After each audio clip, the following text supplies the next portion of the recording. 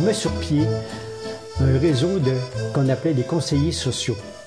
Dans chacune des régions, il y avait des gens qui étaient formés en contact étroit avec le Conseil du travail et le conseiller et le permanent régional, des gens qui sont formés pour être capables d'aider leurs confrères, leurs consoeurs, leurs amis, la population locale avec des problèmes d'assurance chômage, d'aide sociale, d'endettement, de logement, des fois de santé, des fois de violence conjugale. Quand on perd son emploi, c'est tout le reste qui déboule au niveau social, au niveau familial, au niveau personnel aussi. Alors, des gens qui sont formés pour ça, des gens qui, à Montréal, on en a, je pense, c'est 35, des gens qui s'impliquent dans des groupes communautaires, mais aussi qui ont réussi à partir de comme nos propres services, aide au monde, à nos affiliés qui ont des besoins comme ça pour aider leurs membres. C'est assez novateur. C'est novateur. C'est novateur. Autrement dit, la convention collective s'occupe des conditions, des salaires, des conditions de travail, mais en dehors de l'ouvrage, les gens vivent toutes sortes de problèmes. Il y a une vie qui continue. Et là, on se dit c'est aussi une responsabilité syndicale. C'est notre responsabilité sociale, syndicale, mais surtout quand les gens perdent leur emploi, le deuxième volet de cette vie-là, il est bousculé. Ça n'a pas de bon sens, là, tout éclate. Donc, on se disait, on est bien placé pour aider ce monde-là, pour contribuer un peu à atténuer, comme je disais tantôt. Ça va bien. Le coordonnateur, on se nomme un coordonnateur provincial qui est François Lheureux. C'est le début de son engagement syndical aussi. Lui, il avait perdu son emploi. Je pense qu'il travaillait chez Domtar à Rive-Sud.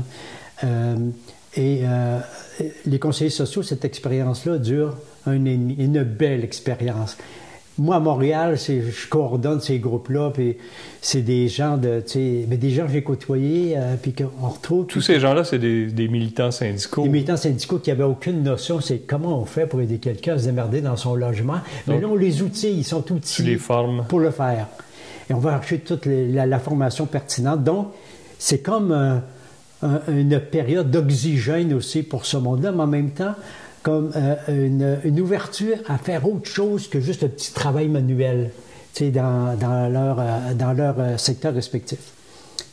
Au bout d'1 an et demi, coupure drastique, c'est fini, il n'y a plus de financement.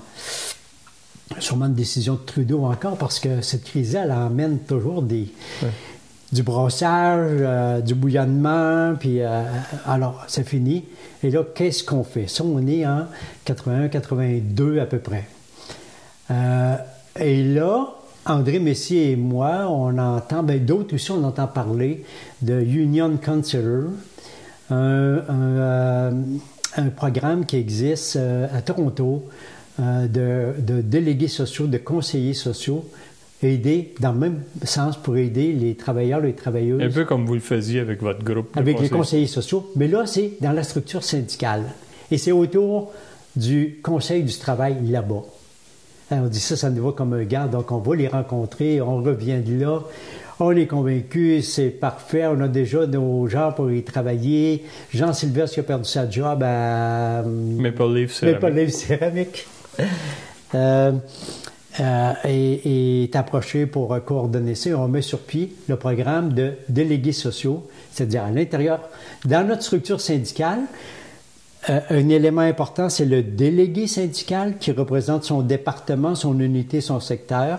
Alors, on prend un peu la même appellation, délégué social. C'est une personne à qui on a confiance, qui est élue souvent, des fois nommée, mais par le syndicat, qui est élu pour aider ses compagnons, ses compagnes à se démêler avec tous les problèmes personnels qu'ils peuvent avoir.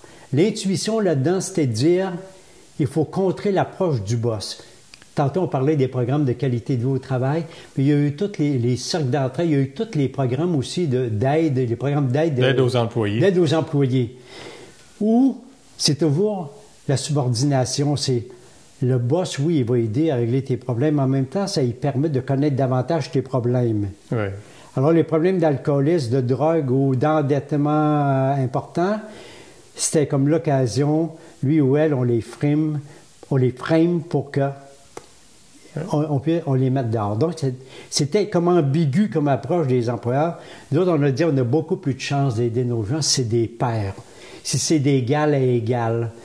Un leader d'un département, quand il travaille à côté de toi, c'est bien plus facile pour moi, de me confier que d'aller me confier au boss où lui, il va s'en servir peut-être pour me congédier ou me couper l'herbe sur les pieds. Donc, une belle intuition, mais on était inspiré par cette expérience-là des conseillers sociaux. On disait, hey, c'est pas rêver en couleur, c'est pas un coup d'essai, là. Donc, ça a été encore là comme le point de départ d'un mouvement, d'une intervention qui est devenue quasiment institutionnelle au niveau de la FTQ. Ça s'est implanté dans tous les syndicats. Tous les syndicats, toutes les régions. Dans chaque région, il y a une coordination des délégués sociaux. Ils sont là de 2000, je pense, en tout cas au dernier décompte. Là. En tout cas, mon dernier décompte, c'est là 15 ans. Là. Et c'est tout ce monde-là qui interviennent. Et je dirais qu'ils contribuent à humaniser le syndicat. Syndicat, c'est pas juste des faiseurs de grève, des porteurs de pancartes, puis des faiseurs de griefs. C'est aussi, on s'occupe aussi de notre monde, puis on s'en occupe parce que c'est mieux, nous autres, d'en occuper que de laisser le boss le faire. Belle intuition qui continue encore aujourd'hui.